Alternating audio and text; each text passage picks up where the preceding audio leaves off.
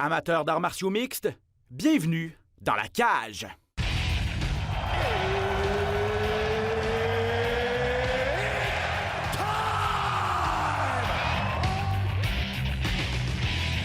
Introducing first, Benoît Baudouin, RDS Info à Las Vegas. and now introducing his opponent. C'est terminé! Victoire de Patrick Côté! Merci beaucoup tout le monde au Québec.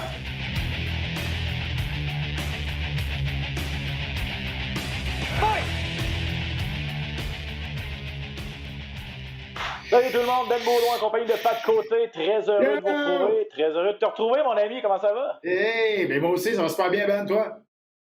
Ça va très bien, merci. On passe un bel été. On a pris le temps de se ressourcer, mais là, vous avez été nombreux à nous écrire sur les réseaux sociaux. En plus, au cours des derniers jours, là, on est de retour sur une base presque régulière. Je ne dis pas qu'on ne prendra jamais de congé, là, mais c'est une base hebdomadaire. C'est ça le plan.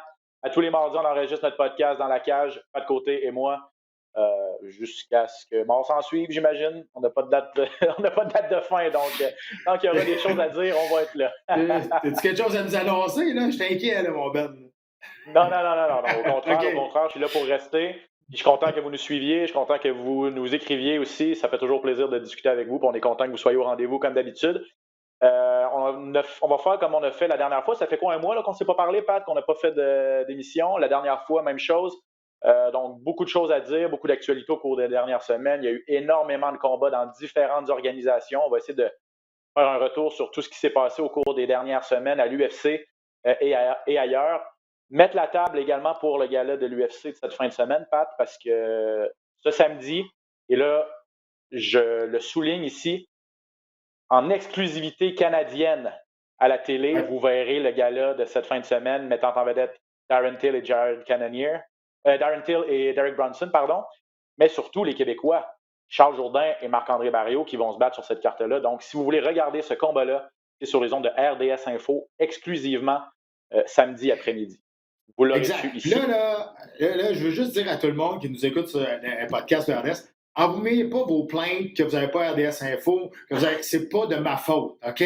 Moi, je suis juste un commentateur. Dites-vous qu'on est chanceux de l'avoir parce qu'on n'était pas supposé de l'avoir partout au Canada. Il y a nulle part au Canada qu'on a le combat pour de nos deux Québécois. Donc, on a demandé une dérogation, on a demandé une permission spéciale de la Fight Pass. Et je vous le dis, ça a été compliqué. Ça a été vraiment compliqué d'avoir les droits de vous présenter ce gala-là, mais finalement, ils l'ont donné. Et à cause que l'horaire de RDS est tellement chargé avec le US Open et le golf, en fin de semaine, deux gros tournois majeurs. Donc, il faut placer ça quelque part, et c'est sur RDS Info. Donc, tant qu'à pas l'avoir, on l'a, et c'est sur RDS Info. C'est comme ça.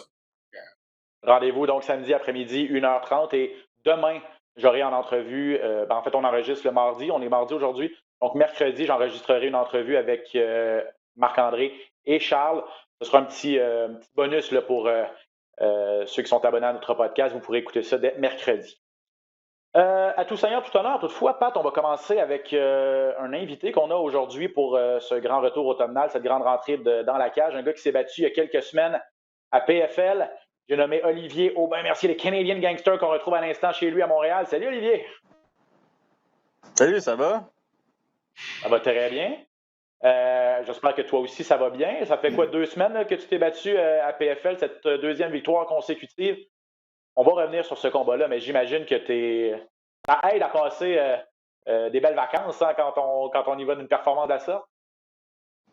Ouais, non, c'est ça. Je reviens du chalet, là. Puis, c'est la première journée à Montréal. Fait que. Ouais, non, c'est sûr que ça aide. J'ai dû prendre 30 livres en 2 semaines. OK. Bienvenue dans le club. Je faisais ça pour aussi avec les combats. On va reparler du combat un petit peu. On va décortiquer un petit peu le combat, mais moi, je veux parler de la fin du combat. Moi, ce que j'ai senti, c'est que tu n'avais pas l'air d'être content du tout de ta performance. Ouais. En tout cas, c'est de ça que tu dégageais, c'est ça que tu montrais. Parle-moi un petit peu comment tu te sentais après le combat, parce que tu n'as pas sauté d'enthousiasme après la victoire. Tu avais l'air déçu de ta performance, qui a été quand même une domination d'un bout à l'autre. Ouais, mais tu sais, Pat, c'est pas que j'étais déçu du combat. Je pense que les 2 premiers rounds c'était des deux bons premiers rounds. 2 rounds excitants. C'est juste le 3e round. je pense pouvoir comprendre. Là, le but du MMA, c'est de trouver des solutions. Puis j'ai pas trouvé de solution au 3e round. Fait que ça m'a un petit peu frustré, particulièrement si c'était une position que je pratiquais beaucoup au gym. Puis pour une raison quelconque, j'étais pas capable de l'amener le dos au sol. Il était vraiment scotché à la cage. Puis c'est un petit peu ça qui m'a déçu de ma performance. Rendu là, comme j'ai dit, c'est une de mes forces. J'aurais dû trouver la solution. Je l'ai pas trouvé. Puis c'est ça qui m'a fait chier. T'sais. Écoute, à la maison, là, si vous n'avez pas vu le combat, Olivier est en ce moment très critique envers lui-même. C'est normal, j'imagine. On cherche la perfection. Il cherche la perfection. Mais regardez, là, pour ceux qui ne l'ont pas vu, c'est contre Darrell Archer au gala de PFL le 13 août dernier. Et Olivier, et corrige-moi si je me trompe, Olivier, si tu n'es pas d'accord avec mon analyse, là, mais tu as dominé à peu près 14 minutes 30 sur 15. Ouais, tu t'es fait ébranler au premier round, mais tu es revenu en force quand même. Sinon, tu dominais le round jusque-là. Le 2e round, domination totale, tu as lutté. Oui, au 3e round, tu n'as pas réussi à solutionner, mais tu as été sur le dessus tout le long aussi. Je pense que tu peux quand même te permettre d'être satisfait. Puis, en tout cas, j'espère que tu l'es aussi. Là. Ouais, non, c'est ça. C'est sur le coup, que je n'étais pas satisfait, mais je veux dire, c'est sûr que c'était pas aussi bon que la victoire précédente, là, mais j'étais quand même bien content. Je veux dire, ça a pris 10 minutes avant que le sourire revienne. Là. Mais là, tu as dit aussi que je me suis fait ébranler au premier round. Moi, c'est une affaire qui me fait capoter avec le MMA. Là. C'est tellement impardonnable. Là, je pense que j'étais meilleur que lui debout, j'étais meilleur que lui au sol. Puis un coup a failli changer tout le combat. Il aurait pu me finir. Il aurait pu me finir au premier round. Là, il était proche en fait de me finir. Il m'a ébranlé. J'ai perdu une demi-seconde. J'ai réussi à me relever. Puis après, je l'ai amené au sol. Mais c'est fou comment le MMA, c'est impardonnable. Ouais, t'as raison. Puis, tu sais, c'est pour ça aussi que le sport est devenu tellement populaire parce que c'est tellement imprévisible qu'est-ce qui peut arriver. Même si tu domines, un seul coup peut changer la donne. Est-ce que le changement d'adversaire t'a dérangé? Parce que t'as changé d'adversaire un petit peu, pas longtemps avant le combat. Ça t'a-tu dérangé un peu à t'ajuster puis approcher ce combat-là, peut-être avec une je veux pas dire une moins grande motivation, mais c'est sûr que l'enjeu était moins grand. Tu étais supposé de te battre contre le champion de l'année dernière. Là, tu te battais contre un gars qui était moins connu, peut-être moins prestigieux comme combat? Non. J'étais rendu là, je voulais juste me battre. Puis, ils m'ont appelé, ils m'ont dit que. Puis, il n'y a même pas eu de discussion. J'étais OK, let's go. Là. Puis, bon, c'est sûr que là, le problème, c'est qu'on a su qu'il était gaucher. Puis, à Montréal, c'est une denrée rare de ce temps-ci, les gauchers. il y a juste toi. C'est ça? Ben ouais, il y a juste moi. Mais sans blague, on a vraiment eu de la difficulté à trouver des gauchers. En fait, je me suis quasiment pas entraîné avec un vrai gaucher du camp d'entraînement. C'était quoi? C'était 2 semaines, là? Fait que c'était pas tant que ça. Il a fallu que Mick Dufort, il se mette en gaucher. Fait que, ouais, non, c'était bien drôle. Mais non, ça n'a pas dérangé. Tu sais, même là, ils m'ont appelé après la pesée aussi pour me dire que le gars, il avait pas fait son poids.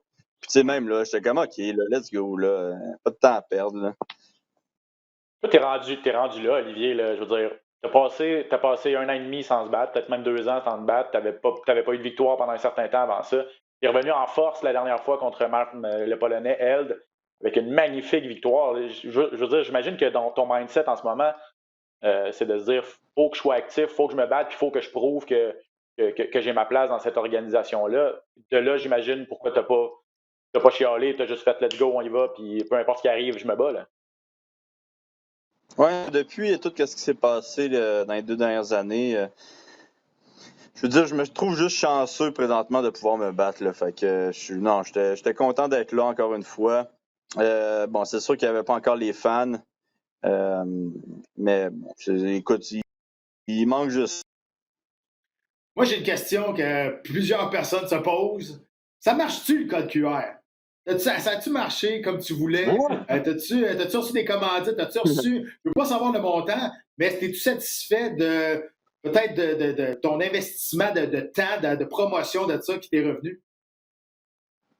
Ouais, mais tu sais, c'est quelque chose à long terme. Puis l'affaire, c'est que bon, le dernier combat, j'ai quand même eu des demandes de plusieurs pour me commanditer. Finalement, c'est Bull Bitcoin qui a pris les 2 spots. Là. Fait que, tu sais, dans PFL, on a le droit aux 2 spots. Fait que le spot d'en avant, c'était le QR code plus Bull Bitcoin, puis en arrière, c'est le Bull Bitcoin. Fait que, tu sais, qu'est-ce qui est nice avec le QR code? Le QR code peut être commandité. Que je peux avoir mon QR code, que le monde peut m'envoyer, tu sais, du Bitcoin. Puis en plus, il peut être commandité dessus. Fait qu'il y a 2 entrées d'argent. Il y a le combat, il me donne un petit peu d'argent. S'ils n'ont pas trippé, ils ne me donnent pas d'argent. Puis ben, de toute façon, Bull Bitcoin, ils vont me commanditer. Fait que j'ai fait, je pense, le premier combat. À mon souvenir, j'ai fait 2500$ avec mon QR code, mais j'avais pas de commanditaire cette fois-là, fait que c'était juste mon QR code. Puis je pense qu'il y avait une personne qui m'avait envoyé 1800. Là. OK. Puis le deuxième combat, je suis pas sûr, il me semble que c'est 1800$. En plus là, ils vont me payer en plus une commandite, le Bull Bitcoin. Fait que, ouais, non, je suis bien content de que ça a donné. Puis, tu sais, en plus, là, moi, 50% de cet argent-là, je vais le donner aux prochaines personnes qui vont mettre un QR code. Puis là, on a parlé un petit peu de Mick Dufort tantôt, qui va avoir un combat, puis lui, il va l'avoir, son QR code. Fait que je vais envoyer un petit 1000$ à Mick, là, pour l'encourager dans ça. Fait que, tu sais, aussi l'autre affaire, moi, en tout cas, top de trouver des commanditaires. Bon, le deuxième combat, c'était plus facile. Mais tu sais, moi, ça m'a enlevé une pression aussi, commandite. Puis juste genre, tu sais quoi, je vais juste mettre mon code. Là. Fait que ouais, non, je suis bien content comment ça a fonctionné. Puis qui sait, Pat, peut-être dans quelques années, ça va valoir 50 000, ça. T'as bien raison. Ouais. Le Bitcoin remonte, là, fait que peut-être qu'effectivement, tu n'auras plus besoin de te battre bientôt, là, peut-être grâce à ce don de 1800$. Une personne très généreuse t'a fait. T'as pas son nom par hasard? On pourrait lui dire un petit coucou, là, parce qu'il commence à être généreux, 1800. Là. Non, j'ai pas son nom, mais j'ai l'impression que c'est quelqu'un dans le Bitcoin community. Là. Fait que, tu sais, veux pas. Aussi, l'autre aspect qui est nice avec le QR code, c'est que ça amène beaucoup de trafic dans les vidéos que je poste. Tu sais. Comme si tu regardes la pesée officielle, que j'ai mon t-shirt Bitcoin, il y a beaucoup de monde dans le Bitcoin community qui l'ont partagé, puis c'est la raison pourquoi j'ai plus. Attends, excuse-moi, là, il y a une abeille qui m'attaque. Mais c'est la raison pourquoi j'ai plus de vues qu'aucun autre. Personne ne l'a pesé. Je pense que j'ai 3 fois les vues de Rory contre je m'en souviens plus contre qui se battait. Là. Mais ouais, c'est ça. Fait que ça, pourquoi j'ai plus de vues, c'est à cause de ça. Il y a aucune. C'est pas parce que fait que ça amène un autre truc aussi qui est un petit peu la promotion. Là. Cool. Bon, la suite, Olivier, là, t'as teasé en bon français ce qui pourrait s'en venir. T'as quand même 2 victoires à PFL cette saison, 2 victoires convaincantes. Bon, le dernier gala, il reste un gala à la saison, là, ça va se passer le 27 octobre, c'est les finales, les combats de championnat des différentes catégories. Sauf erreur, il y a pas, à part Claressa Shields, il n'y aura pas d'autres combats de sous-carte, à part les 6 finales et Claressa Shields, donc c'est une soirée de 7 combats. Est-ce que tu as eu des nouvelles de la PFL? Est-ce que potentiellement tu pourrais être un remplaçant si un des 2 gars se blesse, si un des 2 finalistes, Loïc Radzabov et Raj Manfio, qui vont se battre pour le titre des poids légers, est-ce que tu pourrais être un remplaçant potentiel ou est-ce que pour 2022 peut-être, est-ce que tu as des nouvelles à nous annoncer? Ben écoute, j'aurais pu être un douchebag et l'annoncer à mon podcast, mais je vous aime tellement que je vais l'annoncer ici. Yes! Ouais, j'ai eu des nouvelles. En fait, j'ai eu des nouvelles hier. Puis c'est des mauvaises nouvelles. Fait que non, je suis pas remplaçant. Okay. Es-tu triste, mon Benoît? Ouais, sérieux, je suis triste. Ouais, non, mais pour toi, malheureusement. Triste pour toi. Ouais, non, c'est ça. Malheureusement, je suis pas remplaçant. Puis tu sais, il y a un petit. Ça me fait un petit peu, excuse-moi le bon québécois, mais ça me fait un petit peu chier aussi, là. Que moi, j'étais sûr que ce combat-là, c'était pour savoir qui était le numéro 1 remplaçant. J'avais même demandé à Recefo si c'était moi le number 1 remplaçant, puis s'il y avait besoin de moi pour le prochain événement. Puis il y avait, tu sais, sans me dire avec certitude, il était comme, ben ouais, je suis pas mal sûr que c'est toi, là. Puis ben finalement, j'ai su hier que non, c'est pas comme ça que ça fonctionne. C'est comme celui qui a le plus de points, théoriquement, ça serait, je pense, comment il s'appelle, là, celui contre Manfius, là. Je m'en souviens même plus de son nom. Le boxeur, là, Clay Collard. Okay. Collard, c'est ça. J'avais Corner dans la tête. Mais ouais, c'est ça, Clay Collard qui serait le remplaçant. Fait que non, malheureusement, je suis en vacances, là, fait que ça, c'est cool, là, mais ça aurait été le fun. Là, moi, j'avais des plans en plus. Là, je voulais mettre des gâteaux devant leur porte d'hôtel, puis mettre des plures de bananes aussi pour qu'ils s'enfargent. Glisse. Mais on dirait que ça va pas arriver. Ouais, c'est ça. Ben, comme on disait tantôt, t'as le goût quand ça va bien, tu as le goût de battre le fer pendant qu'il est chaud puis d'être actif, là, tout ça. Fait mais pour 2022, est-ce que tu sais est-ce qu'on a des plans ou on n'est pas encore rendu là? Ben, écoute, j'ai vraiment l'impression qu'ils vont me reprendre. Je pense qu'ils m'ont bien aimé, là. Comme on disait tantôt, je pense que j'amène quand même beaucoup de vues au PFL. Fait que j'ai l'impression qu'ils vont me remettre dans le tournoi. Puis là, ça reste à voir, ça va être quand. C'est-tu dans 6 mois? Est-ce qu'ils vont changer les dates? Vu que, bon, ça va être peut-être une saison un petit peu plus normale que la dernière. Fait que ça va être intéressant de voir, mais je devrais le savoir dans les mois qui viennent. Là. Puis tu sais quoi? Anyway, même si ça va pas, je pense que les 2 victoires vont m'aider beaucoup pour le futur. Mais l'impression que j'ai quand même, c'est vraiment qu'ils vont me reprendre. Là. Mais toi, qu'est-ce que tu veux? Veux-tu retourner avec PFL? Veux-tu aller voir tes options? Parce que là, ta valeur, je veux dire, avec 2 victoires de suite, ta valeur, elle s'est améliorée là, présentement, plus que quand tu es rentré avec ta PFL sur 3 défaites de suite. Toi, qu'est-ce que tu aimerais de ton côté? Ben moi, j'aimerais ça rester avec PFL. Là. Je les ai trouvés vraiment nice. Je les ai trouvés plus nice que UFC. Il y a des petites, il y avait quand même des petites lacunes niveau peut-être comment on dit ça, logique là, avec la COVID. Mais à part de ça, moi j'ai trouvé que le staff était plus pas nécessairement tout le staff, mais les plus hauts gradés étaient beaucoup plus gentils. Il y avait beaucoup moins de pression. Quand je me suis blessé, moi, au premier combat, même si je suis en calice qui m'aille enlevé un point, là, mais quand je me suis blessé au premier combat, ils m'ont quand même dit, tu sais, on sait que c'est plus tough pour toi financièrement, fait que on pourrait te faire venir puis te faire travailler pour nous un petit peu. Qu'est-ce qui est cool, c'est quand même un petit peu différent d'avoir un certain matchmaker t'appeler pour dire que je devrais me battre même si je suis blessé. Là, fait que c'est un petit peu différent. Fait que non, je les aime bien, puis j'aime beaucoup le staff aussi là-bas. J'aime la production. Ça, bon, c'est moins cool parce que bon, il n'y a pas de fans présentement. Fait que ça, c'est un petit moins, mais il est supposé en avoir l'année prochaine. Fait que moi, mon but présentement, c'est vraiment de rester dans PFL. Mais bon, si ça fonctionne pas, écoute, j'ai fait ça pendant 2 ans. Là, fait que je vais me relever puis je vais trouver un moyen de me battre quand même. Ah, très bonne attitude. Puis effectivement, tu parles de juste comment tu es traité. Il faut mentionner qu'à PFL, il y a 6 catégories de poids avec une dizaine de combattants par catégorie. Fait que grosso modo, une 60aine de combattants. Tu es peut-être beaucoup moins d'événements aussi. Tu es peut-être un petit peu moins un numéro qu'à l'UFC où il y a 400, 500 combattants. Là. C'est sûr que ça change un peu la dynamique de ce côté-là.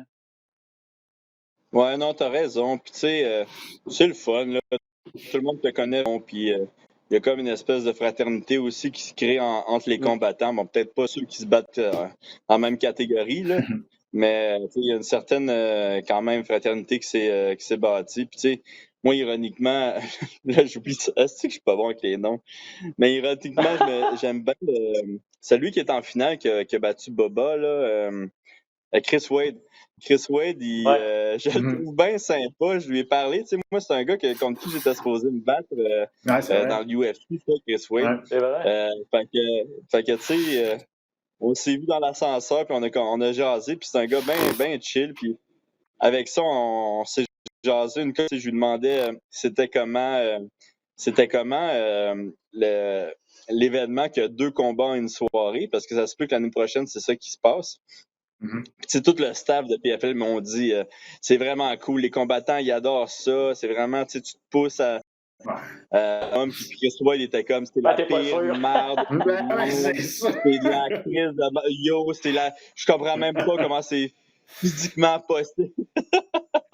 Fait que je trouvais ça bien drôle.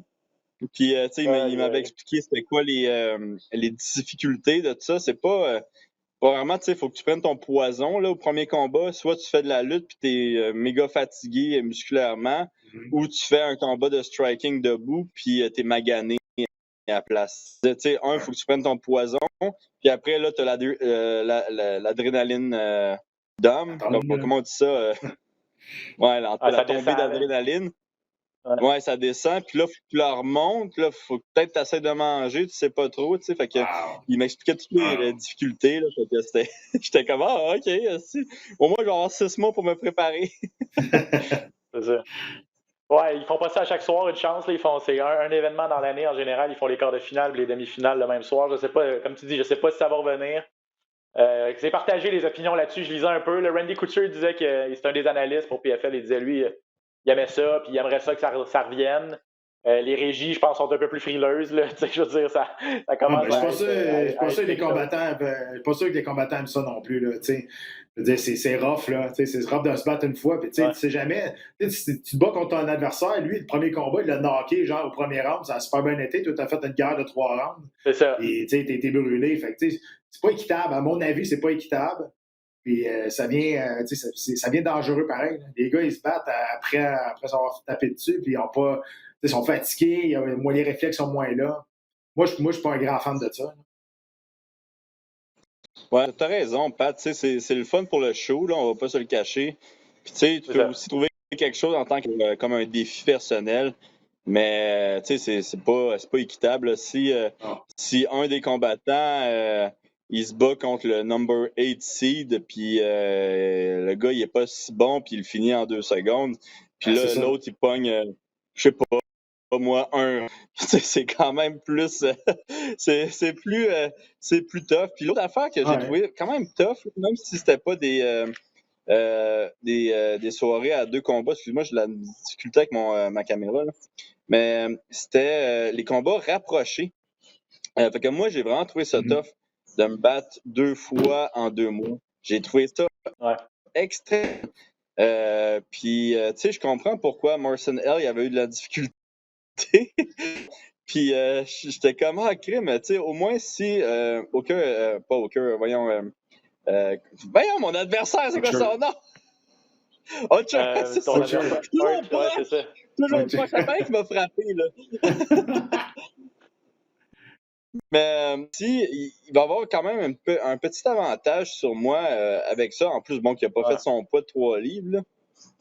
Puis, tu sais, lui, il n'a pas eu un combat magané. Puis par la suite, il fallait qu'il refasse son poids. Ça, j'ai trouvé ça vraiment difficile. Fait que, imagine ça va être non seulement tu vas te battre 2 fois en 2 mois, mais en plus de ça, tu vas te battre une 3e fois, puis cette 3e fois-là, il va y avoir 2 combats dans une soirée. C'est ça. C'est comme des débile mental. C'est ça, c'est fou, Rad. C'est peut-être un peu plus espacé dans une saison normale, parce que ça commence au mois de janvier, ou ça commence en début d'année, puis ça finit au mois de décembre, alors que cette année, ça finit en octobre. Là. Il faudrait voir comment le calendrier est bâti, mais effectivement, en tout cas, si tu rembarques l'an prochain, ça se peut que tu sois en place pour une grosse année, parce que. Mais au moins c'est bon parce que vous êtes payé quand même au combat. Oui, il y a un gros chèque d'1 million à la fin pour le gagnant, mais il faut quand même rappeler que les gens sont payés au combat. Puis s'il n'y a pas de blessure, tu as quand même 4 combats d'assurés dans l'année si tout va bien, là, ou 3 ou 4. Là, fait qu'au moins, tu sais à quoi. Tu peux prévoir financièrement tes trucs, puis tu as une certaine sécurité à ce niveau-là, ce qui est non négligeable dans ce milieu-là non plus. Olivier, merci. Tu sais, Vas-y. Oh. Peut-être une affaire qui intéresserait le monde, là, par exemple, la soirée qui a 2 combats, les payes, en fait, c'est si tu perds le premier combat, tu gagnes 25 000. Si tu perds le deuxième combat, tu gagnes 75 000. Puis si tu gagnes le troisième combat, tu es en finale, puis là, c'est minimum 150 000. Fait que, tu sais, c'est quand même... si tu te rends à 3 combats, je pense que c'est 150 000 minimum.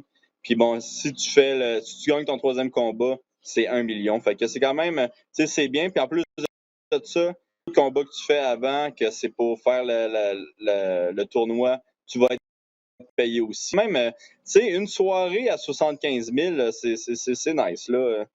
C'est sûr. Alors, c'est excellent dans ce monde-là, c'est ça, effectivement. Hey, Olivier, merci énormément d'avoir pris le temps. On a déjà dépassé notre timing, mais c'est toujours vraiment cool de jaser avec toi. On va te souhaiter un bon repos. Tu ne te battras pas en octobre, malheureusement. Mais d'un autre côté, ça va te permettre de te reposer, de retrouver la forme, puis de te préparer pour la saison 2022 en espérant que tu sois là. Merci énormément, mon ami, puis on se reparle bientôt, on se tient au courant. Hein? Salut. Yes. By the way, ton visage, là, quand tu étais content que je t'apprenne la nouvelle, ouais. Là, yes! C'est bon, tu voyais les étoiles dans tes yeux, là. Des formations professionnelles de journalistes qui pensent avoir un scoop, le scoop du siècle, puis finalement, mais c'est quand même un bon petit scoop, là, même si c'est des mauvaises nouvelles, ça reste des nouvelles quand même, mais bon. OK, Olivier, à bientôt, man. Ciao, hein, merci. Hein. Allez. OK, Pat, on va poursuivre. En tout cas, toujours intéressant de parler d'Olivier. Dommage qu'il ne se battra pas en octobre, mais c'est intéressant d'aller dans les coulisses un petit peu de comment ça fonctionne en PFL, là, l'histoire de deux gars-là. La fraternité qui se crée, deux combats dans la même soirée, les montants aussi. Honnêtement, je ne suis pas surpris qu'il y ait de plus en plus de gros noms qui aillent avec PFL. Je ne sais pas si tu as vu, mais dans leur dernière diffusion, là, ils ont eu des entrevues avec notamment Francis Ngannou. On sait que Francis Ngannou puis l'UFC, c'est peut-être pas la joie présentement. Je pense qu'ils essayent vraiment fort d'attirer des gros noms. Puis en ayant des payes comme ça assurés, puis des combats assurés, tout ça, je pense les gros sous quand même. Là. Ah, ben c'est grave. Puis, un coup que tu rentres dans l'octogone, ben, tu sais, tout peut arriver. Là. Tu sais, Sean O'Donnell, là, qui avait fait le combat de la soirée avec Steve Bossé à Ottawa, ici, là, au UFC, là, il n'allait pas nulle part. Il est allé gagner le 1 million à PFL. Tu sais, je veux dire, ça change une vie là, tu sais, pour Sean O'Donnell, qui n'aurait jamais été capable d'aller chercher la moitié de ça au UFC. Là.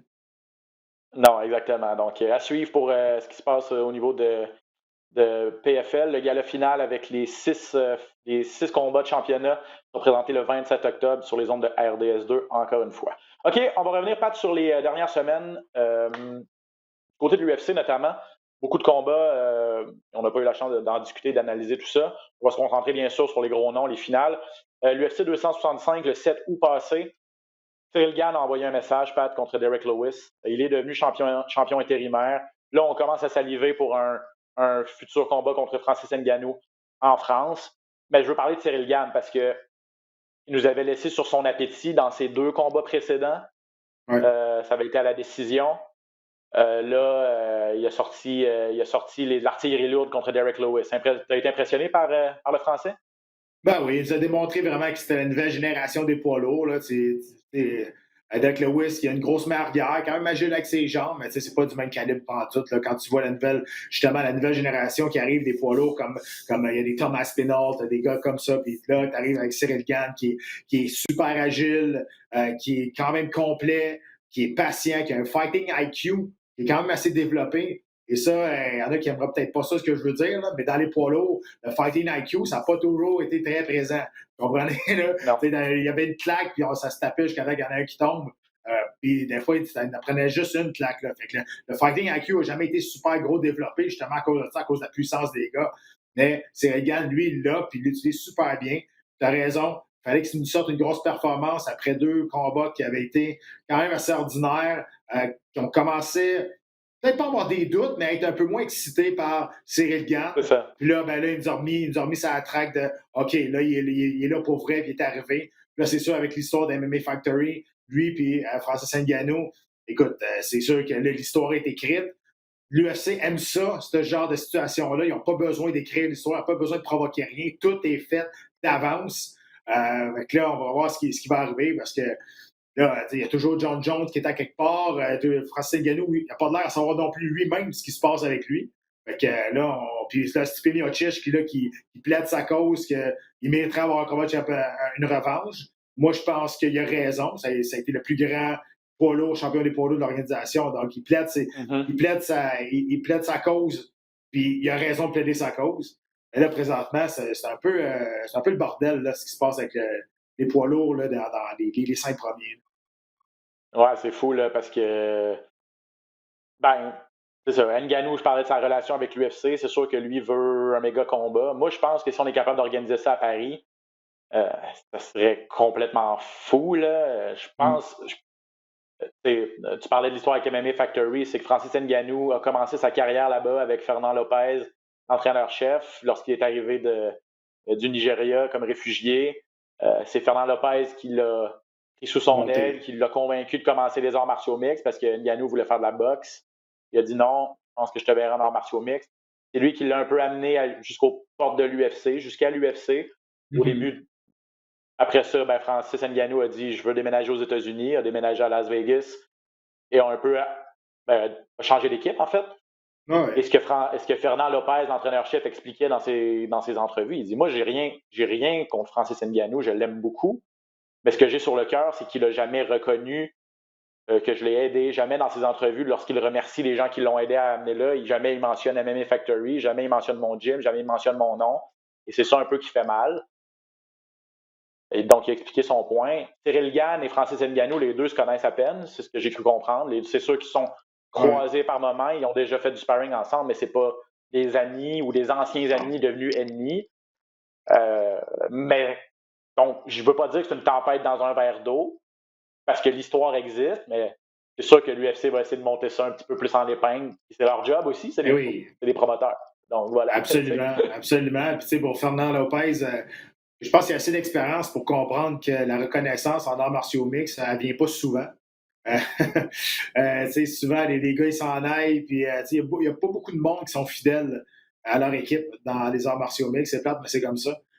Mais écoute, regarde, c'est sûr que pour l'UFC, c'est un combat qui fait saliver beaucoup les partisans. Mais on n'ira pas à Paris si on ne peut pas mettre du monde dans les estrades. Ça, c'est sûr et certain. Regarde, ça, c'est absolument, absolument coulé dans le béton. Si on va à Paris, c'est parce qu'on va être capable de mettre une foule. C'est dans la dernière année là, que les arts martiaux mixtes professionnels ont été légalisés en France. Il n'y a pas encore eu de gala d'envergure là-bas. C'est sûr que c'est dans les plans, mais il faut choisir le bon moment. Mais là, au moins, on a les combattants potentiels. On a 2 vedettes françaises qui pourraient être en vedette du gala. Mais là, comme tu dirais, savoir les règlements, les règles sanitaires et tout ça. Donc, dossier à suivre.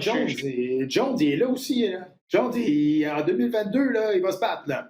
C'est sûr. Là. Okay, là, on ne sait pas ce qui va arriver. Là, est-ce qu'il va se battre avant la fin de 2021? Là, il commence à manquer de temps un peu, mais début 2022, moi, je suis sûr qu'on va voir John Jones. Là. Puis Jones, lui, il a monté pour avoir un combat de championnat du monde.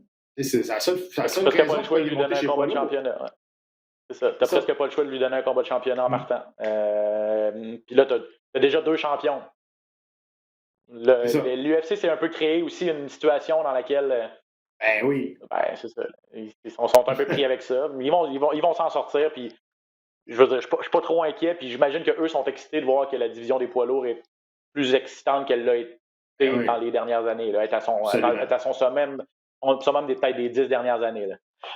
OK, 21 août, donc il y a 2 semaines, il y a eu un gala entre Jared Cannonier et Kelvin Gastelum. Ça se passait chez les poids moyens. C'était un combat important pour Jared Cannonier, surtout parce que ne pouvait pas se permettre de perdre contre Kelvin Gastelum. Lui était aux portes d'un combat de championnat du monde à 185 livres contre Israël Adesanya. Il était 3e aspirant. Il a fait des choses comme. Il a fait ce qu'il avait à faire. Pat, est-ce que t'es là, Pat? T'es gelé, là, mon ami. On a perdu Patrick Côté. Oh, on va tenter de rétablir la communication avec Pat. Oh, t'es là. Tu m'entends? Ouais, je t'entends. I'm back. OK, je te voyais plus bouger, là. J'étais comme, OK, il est vraiment soit vraiment immobile ou soit à bugger. OK. Bref, Jared Cannonier qui ne pouvait pas perdre ce combat-là contre Calvin Gastelum, ça n'a pas été ultra convaincant, mais c'est un combat serré. Il a fait ce qu'il avait à faire. Et il a plaidé sa cause aussi pour être actif. Il n'a pas dit je veux être. Il a dit qu'il était cassé. Il n'a pas dit je veux être mieux payé, mais il a dit je veux me battre plus souvent pour faire plus d'argent. Fait que peut-être qu'il n'attendra pas un combat contre Israël Adesanya parce que on entend que ça va être Whittaker Adesanya, mais Jared Cannonier n'est pas loin. Là. Ouais, puis il a dit aussi que lui, il voudrait être payé comme un athlète de haut niveau parce que sa mère, il voudrait que sa mère prenne sa retraite, puis on essaie de la supporter là-dedans. Mais au bout de la ligne, tu sais, puis là, je vais me faire l'avocat du diable un peu là-dedans, là. Puis c'est vrai que les combattants ne sont pas assez payés pour la job qu'ils font. De l'autre côté, l'UFC, c'est eux autres qui payent les plus les combattants en général. OK? Si on va te battre au Bellator, il y a du monde qui se bat pour 1000$. On s'entend, puis c'est supposé être la rivale principale de l'UFC. Deuxièmement, quand tu signes ton contrat à l'UFC, tes bourses sont écrites là-dessus. Fait que viens pas te plaindre après. Tu sais que tu vas te battre pour ce montant-là.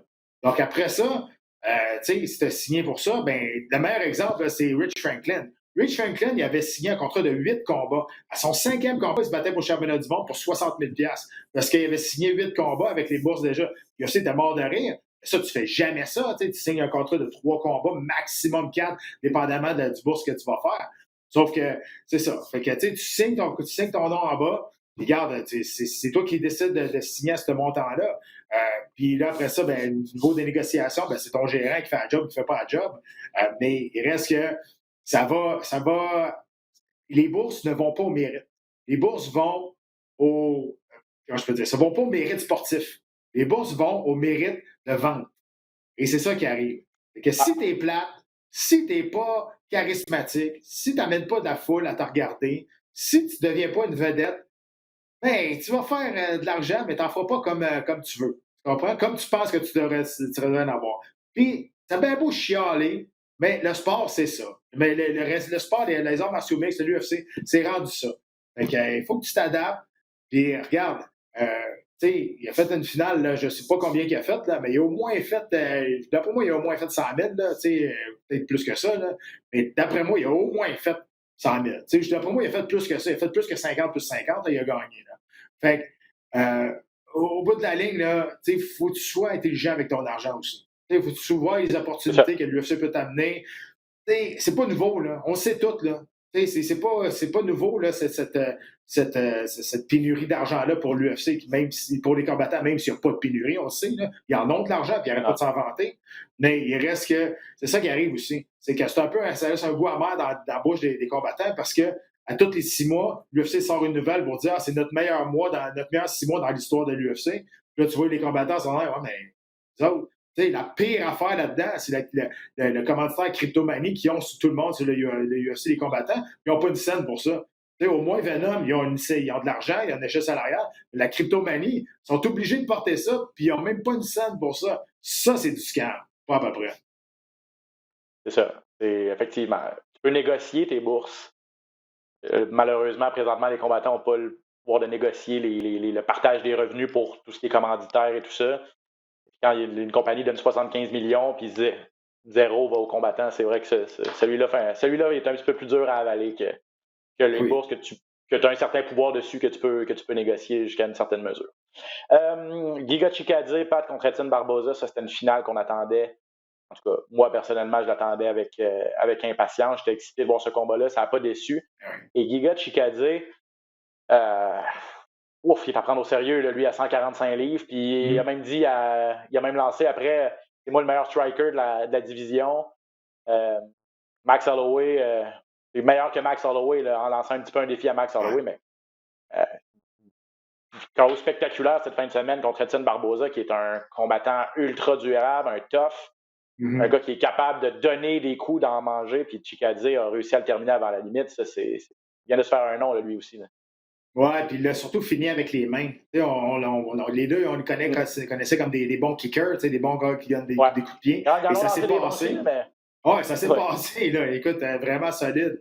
Mais c'est vraiment avec les points que Chikadze, il a fini. Puis ça, ben, encore une fois, il démontre l'étendue de son talent. Puis honnêtement, moi, je serais très, très surpris de voir ce combat-là arriver face à Max Holloway. Max Holloway, c'est l'aspirant numéro 1.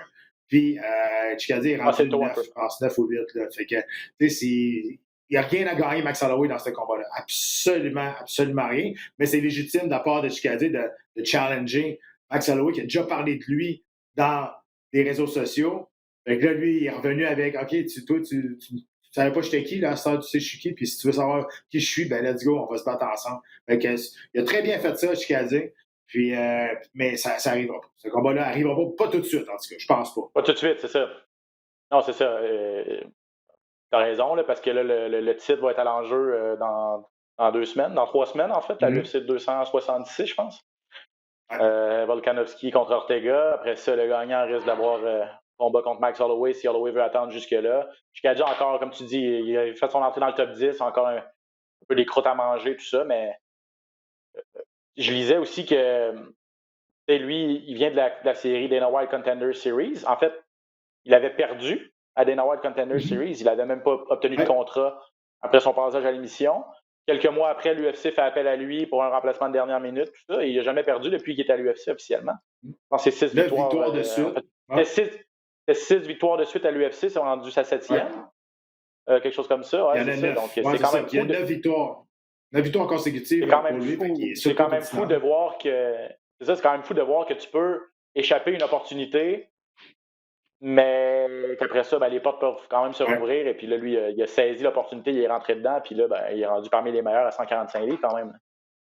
Puis il est rendu spectaculaire. Tu sais, les premiers combats, on était là, OK, c'est correct. Il y a un style qui est le fun, mais il était correct. Là, 3 combats de suite, 3 knockouts contre des combattants solides. Fait que là, c'est sûr que là, il devient encore plus attrayant parce qu'il finit ses adversaires, il est spectaculaire.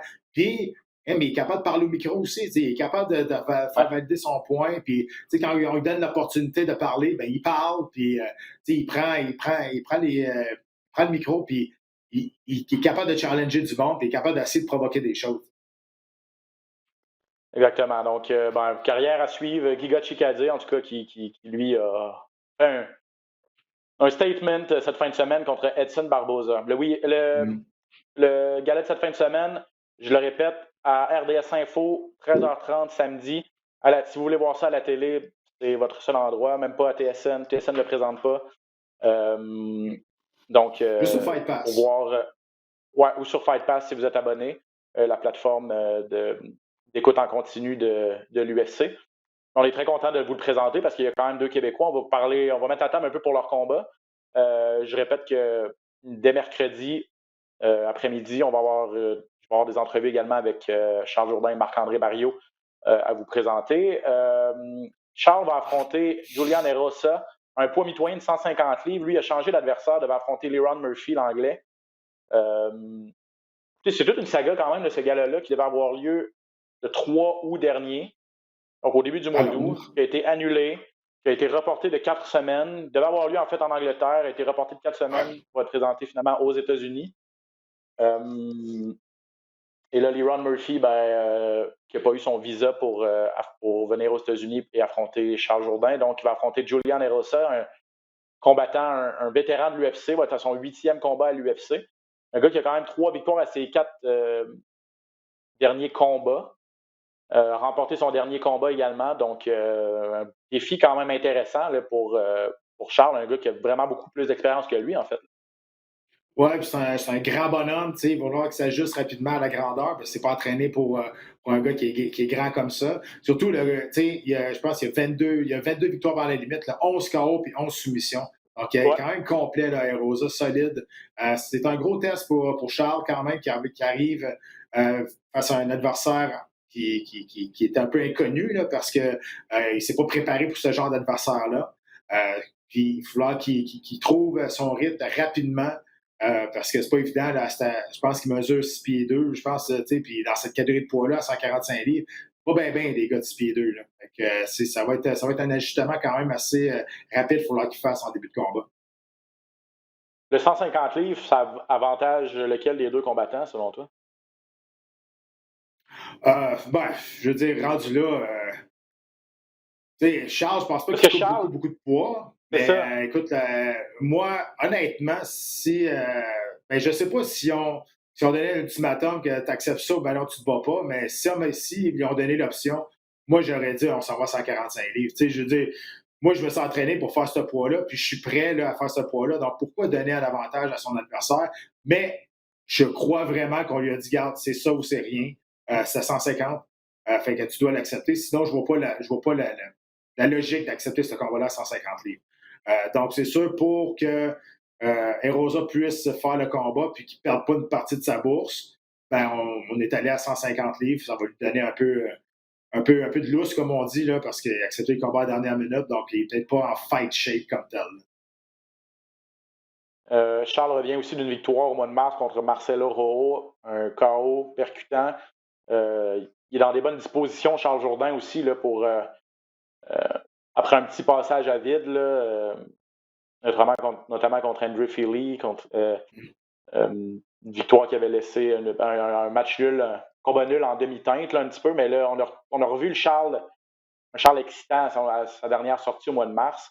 Ouais. J'imagine qu'il faut qu'il ait le même état d'esprit. Puis on lui avait parlé à Charles, puis il avait dit, tu sais, il est encore en mode d'essayer de trouver le dosage entre être spectaculaire, à être sortir des sentiers battus, tu sais, à être le Charles Jourdain qu'on a connu sur la scène québécoise, mais aussi jouer un peu de prudence contre des gars qui sont solides, là, rendus à ce niveau-là.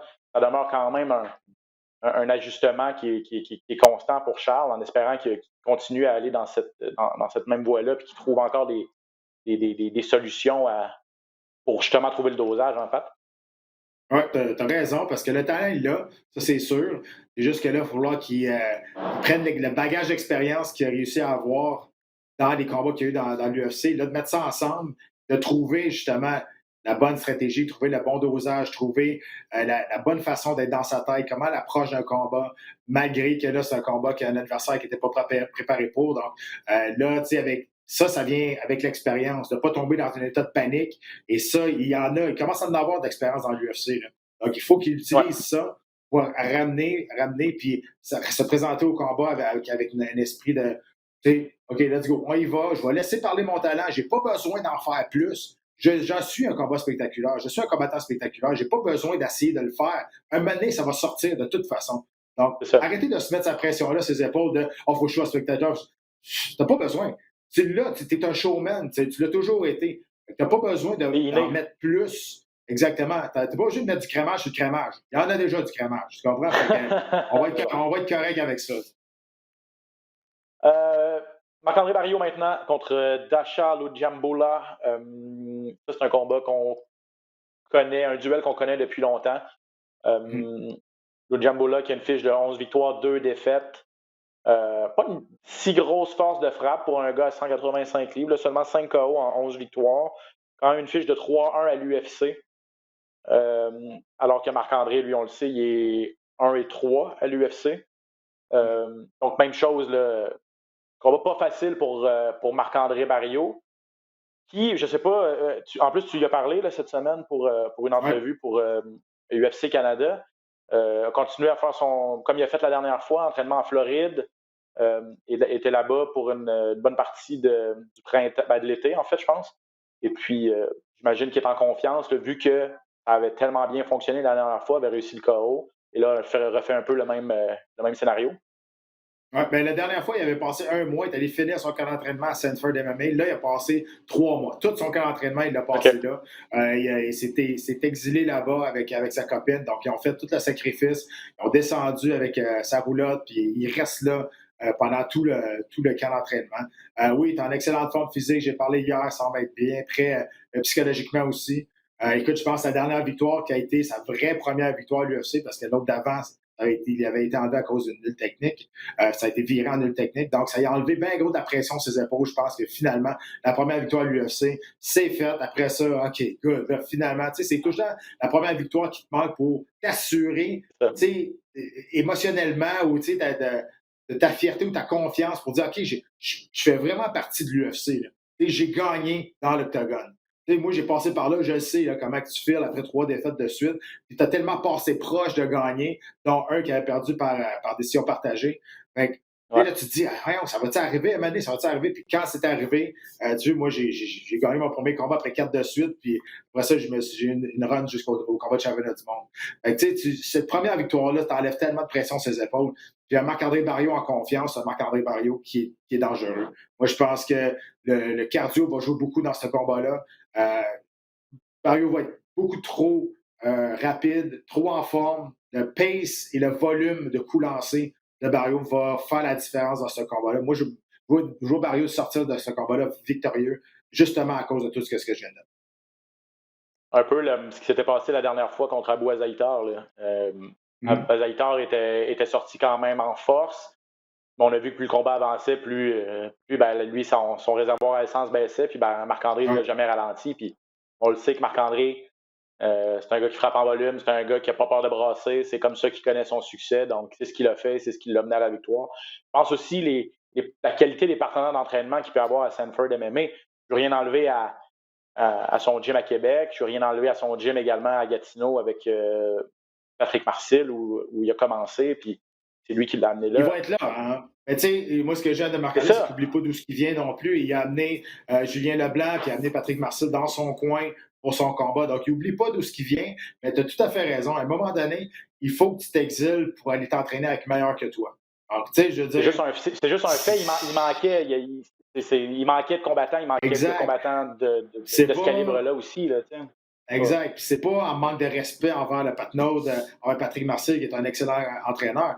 C'est les faits. À un moment donné, quand tu es le meilleur de ton gym, tu vas plafonner, puis c'est pas bon. Il faut aller t'entraîner avec du monde qui vont te brasser à la cage, du monde qui ont de l'expérience en combat, en gros combat, du monde qui ont de l'expérience à l'UFC, des entraîneurs qui sont là, puis des entraîneurs de toutes sortes. Puis là, il est vraiment dans une équipe qui a tellement de combattants professionnels qu'il sort les yeux, puis il dit « OK, toi », puis il est sûr de tomber sur le bon. Fait que... C'est ça. Fait que s'il n'y a rien contre l'équipe à Gatineau, mais par la force des choses, à un moment donné, tu n'as pas le choix. Il faut aller voir ailleurs ce qui se passe. Exactement. Donc, en espérant pour lui que ça va payer. Donc, Marc-André Barriault et Charles Jourdain en action cette fin de semaine sur les ondes de RDS Info. Je vais prendre 2-3 minutes, Pat, qui nous reste pour parler de Corinne Laframboise, qui va se battre, elle, du côté d'Abu Dhabi. Ça va déjà la 4e fois, je pense qu'elle va là-bas, 3e ou 4e fois. Ça se passe samedi également. UAE Warriors, organisation là-bas, elle va affronter une Suédoise, Eline Auberg, une fille qui a une fiche de 3 victoires, une seule défaite. Corinne va tenter de mériter sa 7e victoire professionnelle, elle. Ça va bien là-bas du côté d'Abu Dhabi pour Corinne. On la ramène souvent, on aime bien, j'imagine, qu'est-ce qu'elle présente et tout ça. Et ça peut éventuellement, bien sûr, lui ouvrir des portes. Oui, on l'aime beaucoup, UA, pour vrai, là-bas. Puis elle aime beaucoup aller là aussi. Elle est bien traitée, il traite bien les combattants. Puis, écoute, c'est un combattant qui est vraiment, c'est un combat qui est vraiment à sa portée. Aller chercher une victoire face à un adversaire qui a une fiche gagnante. Une Suédoise qu'on avait déjà entendu parler lors de son dernier combat, mais finalement, ça ne s'était pas concrétisé. Là, finalement, les deux vont s'affronter dans l'octogone là-bas. Puis, c'est un combat qui est important. Mais j'ai bien hâte de voir comment ça va rouler, parce que là, Fabio, il avait un choix déchirant, il fallait qu'il aille avec Charles à Las Vegas, ou il fallait qu'il aille avec Corinne à Abu Dhabi. Mais là, finalement, il est allé avec Charles à Las Vegas pour l'UFC. Mais j'ai bien hâte de voir comment qu'elle va jouer avec ça, si Fabio n'est pas là. Mais je pense qu'elle commence à avoir encore une fois assez d'expérience pour être capable de faire la part des choses, puis d'être capable d'aller chercher cette victoire-là. Est-ce que tu sais qui est avec elle? C'est une de ses partenaires d'entraînement qui est là présentement. C'est Brianna, qui est une championne du monde de jiu-jitsu brésilien. OK. Ouais, ben c'est ça. La préparation se fait en amont. C'est très important, le coin. Mais il faut surtout avoir quelqu'un qui te connaît. On en a juste parlé souvent, le Pat. Faut que l'homme de coin connaisse son combattant. Puis c'est plus... Oui, il faut apporter certains ajustements, mais il faut surtout rappeler sur quoi on a travaillé. Il faut surtout recentrer le combattant, dire peu de choses, mais dire les bonnes choses. Donc, ça prend surtout, j'imagine, quelqu'un qui te connaît bien. Et donc, en espérant que Corinne va être capable effectivement d'avoir une fille ou un entourage qui va pouvoir lui dire les bonnes choses. En tout cas, on lui souhaite bonne chance. C'est disponible ça sur Internet gratuitement si vous voulez regarder ça samedi. Puis là, écoute, on en a de plus en plus à suivre là, aux quatre coins du monde. Là, Corinne, cette fin de semaine à Abu Dhabi, il va y avoir Mick Dufort, Olivier en parlait, Mick Dufort qui va se battre en Floride, à Philadelphie avec Cage Fury. Ouais, Cage Fury. Ça va être en Floride, je pense, le gars-là. Je ne sais pas c'est quelle date exactement, mais il va avoir un combat avec cette organisation-là. Va revenir après ça, faire un gala de Samouraï MMA au Québec au mois de novembre. C'est pas clair, mais... Ouais, à date, les nouvelles qu'on a, c'est au mois de novembre. Bref, on en reparlera quand on aura des nouvelles et que ça se précisera. Puis Johan Lennes, son protégé, là, qui va se battre au mois de novembre également du côté de Las Vegas, Dana White Contender Series. Donc, on aura l'occasion d'en reparler. Ouais. Pat, merci énormément pour ce retour, cette rentrée. Oups, là, moi aussi, j'ai un petit problème avec ma caméra. 2 secondes. OK, je suis là. Merci d'avoir été là, tout le monde à la maison. Je vous le disais d'entrée de jeu, on est de retour sur une base hebdomadaire, donc n'hésitez pas à vous abonner. Vous savez où nous trouver, rds.ca, également sur toutes vos plateformes pour lesquelles vous téléchargez vos podcasts. Pas de côté, on t'écoute cette fin de semaine avec Jean-Paul pour le gala de l'UFC, puis on s'en parle bientôt, mon ami. Ciao! Sur RDS Info.